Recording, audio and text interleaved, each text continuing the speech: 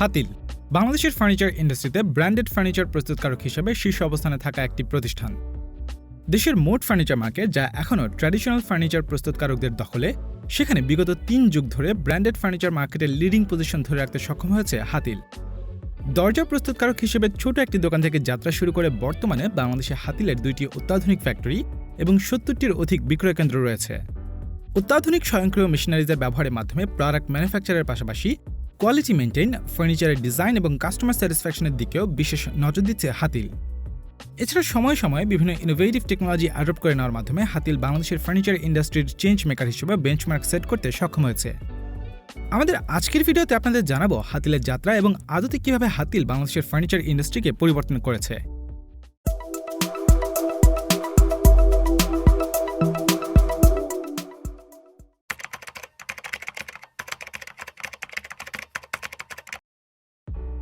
হাতিলের যাত্রার শুরুটা এর প্রতিষ্ঠাতা জনাব সেলিম রহমানের হাত ধরে।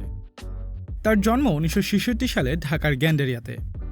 পড়াশোনা শেষে জনাব সেলিম পুরান ঢাকার ফরাজগঞ্জে তার বাবা প্রয়াত হাবিবুর রহমানের HA টিম্বার ইন্ডাস্ট্রি লিমিটেডে যোগ দেন। জনাব সেলিম মূলত বাবার ব্যবসায় কাঠ মাপজোখ করার কাজ করতেন। কিন্তু উদ্যোক্তা মনোভাবের সেলিম রহমান শুধুমাত্র মাপজোখে সীমাবদ্ধ না থেকে বাবার ব্যবসায় কিভাবে নতুনত্ব আনা যায় সে বিষয় নিয়ে প্রায়ই ভাবতেন। একদিন লতা হোসেন নামে এক ক্রেতা নিজের বাসার দরজা বানানোর জন্য কাঠ কিনতে এলে সেলিম রহমান তাকে সরাসরি দরজা বানিয়ে দেওয়ার প্রস্তাব দিলেন। লতা হোসেনও তার প্রস্তাবে রাজি হয়ে যান এবং দরজা বানানোর জন্য অগ্রিম ৫০,০০০ টাকাও দিয়ে যান। বাবার কারখানাতেই শুরু হয়ে যায় দরজা বানানোর কাজ। এই কাজ করতে গিয়েই জনাব সেলিম খেয়াল করলেন তখনও বাংলাদেশে কোনো প্রতিষ্ঠিত দরজা প্রস্তুতকারক ব্র্যান্ড নেই এবং এই সুযোগটিকে কাজে লাগাতেই তিনি কমার্শিয়ালভাবে দরজা তৈরি করার সিদ্ধান্ত নেন। যার প্রেক্ষিতে বাবা হাবিবুর রহমানের কাছ থেকে কিছু টাকা ধার নিয়ে ১৯৮৮ সালে ঢাকার বাড্ডা এলাকায় হাতিল ডোরস নামে একটি দরজা বিক্রির দোকান প্রতিষ্ঠা করেন তিনি।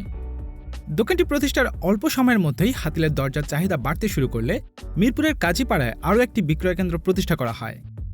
চাহিদা আরও বাড়তে থাকলে ১৯৯০ সালে পুরান ঢাকার গ্যান্ডেরিয়ায় একটি ময়দার মিল ভাড়া করে সেখানে দরজা বানানোর কারখানা প্রতিষ্ঠা করেন তিনি।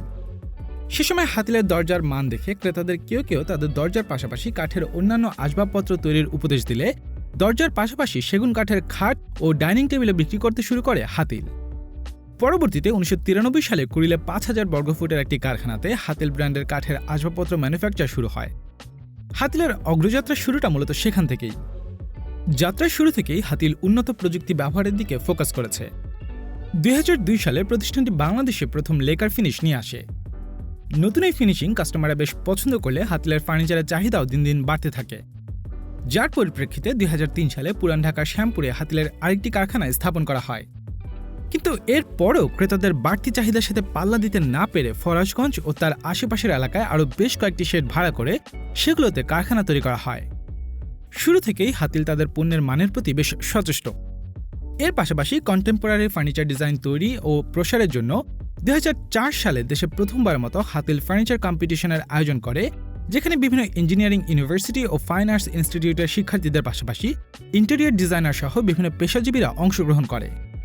এভাবে বিভিন্ন সময়ে ফার্নিচার ডিজাইন কর্মশালা এবং ফার্নিচার উৎপাদনের টেকনোলজির ব্যবহারের মাধ্যমে বাংলাদেশের ফার্নিচার ইন্ডাস্ট্রির গ্রোথে অবদান রেখেছে হাতিল।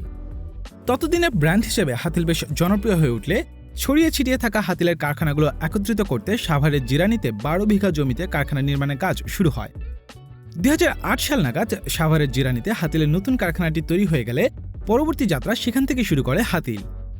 শুরু থেকেই হাতিল সেগুন কাঠের ফার্নিচার প্রস্তুত করলেও দেশে বনভূমির স্বল্পতার কথা ভেবে ২০০৯ সাল থেকে দেশি সেগুন কাঠের বিপরীতে বিদেশ থেকে আমদানি করা ওক কাঠ দিয়ে ফার্নিচার বানানো শুরু করা হয় এবং পরবর্তীতে জার্মান ভিত্তিক দ্য ফরেস্ট স্টিউয়ারশিপ কাউন্সিলের সনদপ্রাপ্ত ওক এবং বিচ ওক কাঠ দিয়ে ফার্নিচার প্রস্তুত করতে থাকে হাতিল।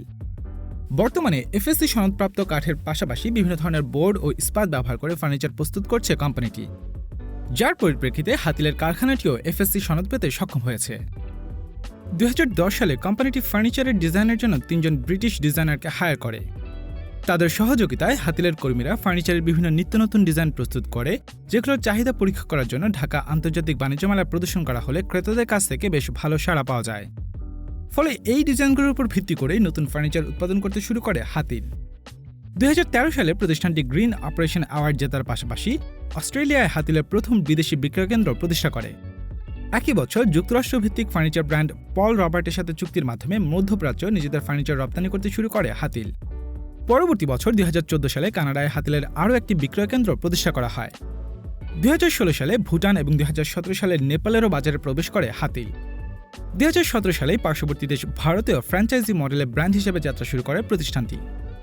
এছাড়া একই বছর হাতিল নিজস্ব ই-কমার্স সাইটের পাশাপাশি বাংলাদেশে প্রথমবারের মতো ভার্চুয়াল স্টোর লঞ্চ করে। ভার্চুয়াল রিয়েলিটি হেডসেটের মাধ্যমে ক্রেতারা যে কোনো জায়গা থেকেই যেন ইন্টারনেটের মাধ্যমেই হাতিলের পণ্য দেখতে পারে, সেজন্য হাতিলের ভার্চুয়াল স্টোর বেশ সুদূরপ্রসারী একটি চিন্তাভাবনা ছিল। এর পাশাপাশি প্রতিষ্ঠানটি নিজস্ব স্মার্টফোন অ্যাপও ডেভেলপ করেছে। 2020 সালে করোনা মহামারীর প্রভাবে অন্যান্য ব্যবসার মতো হাতিলও ব্যবসায় কিছুটা নেগেটিভ গ্রোথ ফেস করলেও বর্তমানে কোম্পানিটির বিজনেস রিকভারি করতে শুরু করেছে।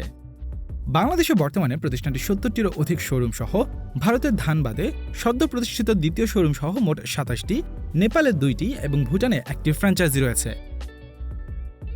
বাংলাদেশের ফার্নিচার ইন্ডাস্ট্রিতে হাতিল সবসময় নতুন নতুন ইনোভেশন নিয়ে আসার মাধ্যমে ইন্ডাস্ট্রিতে পজিটিভ চেঞ্জেস আনার চেষ্টা করেছে, যা শুরুটা হয় 2002 সালে। কোম্পানিটি বাংলাদেশের ফার্নিচার ম্যানুফ্যাকচারারদের মধ্যে লেকার ফিনিশ ইন্ট্রোডিউস করেছিল, যা মূলত স্বয়ংক্রিয় যন্ত্রের ব্যবহারে এক ধরনের বার্নিশ। বাংলাদেশের ফার্নিচার ম্যানুফ্যাকচারাররা সাধারণত কর্মীদের দিয়ে হাতেই বার্নিশ করাতো।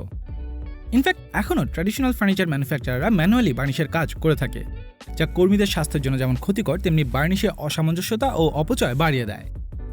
বর্তমানে হাতিল 2D ফার্নিচারের জন্য ইউভি লেকার এবং 3D ফার্নিচারের জন্য রোবোটিক আর্মের ব্যবহার করছে।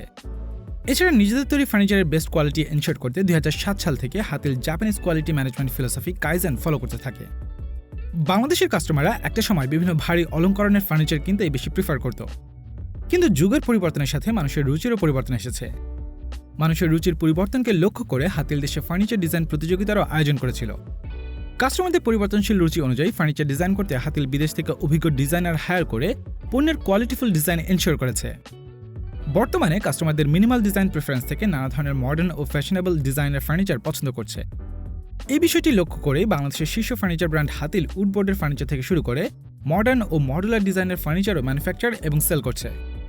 হাতিল শুরুতে কাঠের তৈরি ফার্নিচার দিয়ে বিজনেস শুরু করলেও কাস্টমারদের রুচির পরিবর্তন ও ইন্টারন্যাশনাল কালচার অ্যাডপশনের বিষয়টির প্রতি লক্ষ্য রেখে বর্তমানে কোম্পানিটি কাঠের পাশাপাশি প্লাইউড, প্লাইবোর্ড থেকে শুরু করে স্টিল দিয়েও বিভিন্ন ধরনের মডার্ন ও লাইট ওয়েট ডিজাইনের ফার্নিচার তৈরি করছে। দেশে পরিকল্পিত বনায়ন নেই বিধায় হাতিলই সর্বপ্রথম বিদেশ থেকে আমদানিকৃত কাঠ দিয়ে ফার্নিচার বানাতে শুরু করে। ইনফ্যাক্ট কোম্পানিটি জার্মান ভিত্তিক FSC সার্টিফাইড ওক এবং বিচ ওক কাঠ দিয়ে ফার্নিচার ম্যানুফ্যাকচার করছে। সলিড উড ছাড়াও কোম্পানিটি কাঠের পাতলা শীটকে স্বয়ংক্রিয় মেশিনের মাধ্যমে বাঁকিয়ে অর্থাৎ বেন্ট উড ব্যবহার করে দৃষ্টিনন্দন ফার্নিচার তৈরি করছে। সলিড ও বেন্ট উড ছাড়াও কোম্পানিটি ভিনিয়ার বোর্ড ও ফার্নিচারও প্রস্তুত করে থাকে। ভিনিয়ার বোর্ড মূলত এক ধরনের ইঞ্জিনিয়ার্ড উড, যা কাঠের ফালিকে হাইড্রোলিক মেশিনের মাধ্যমে বানানো হয়ে থাকে। এছাড়া কাঠের ফার্নিচারের জন্য প্রয়োজনীয় মেটালের পাশাপাশি হাতিল বিভিন্ন মেটাল ফার্নিচারও ম্যানুফ্যাকচার করে থাকে, যার জন্য হাতিলের নিজস্ব মেটাল ইন্ডাস্ট্রি রয়েছে, যেখানে জাপান ও ইটালির লেটেস্ট টেকনোলজির মেশিনগুলো সূক্ষ্ম পাঞ্চিং ও কাটিং, ড্রিলিং, ওয়েল্ডিং, গ্রাইন্ডিং ও কেমিক্যাল ট্রিটমেন্টের মাধ্যমে বিভিন্ন মেটাল ফার্নিচার তৈরি করে থাকে।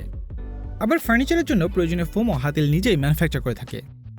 নিজেদের ফার্নিচারে ফোম ডেন্সিটি প্রপারলি মেনটেন করতে কোম্পানিটি ইন্টারন্যাশনাল ব্র্যান্ডগুলো থেকে সার্টিফাইড ফোম কেমিক্যাল সংগ্রহ করে নিজেদের কারখানাতেই প্রয়োজন অনুসারে ফোম তৈরি করে থাকে।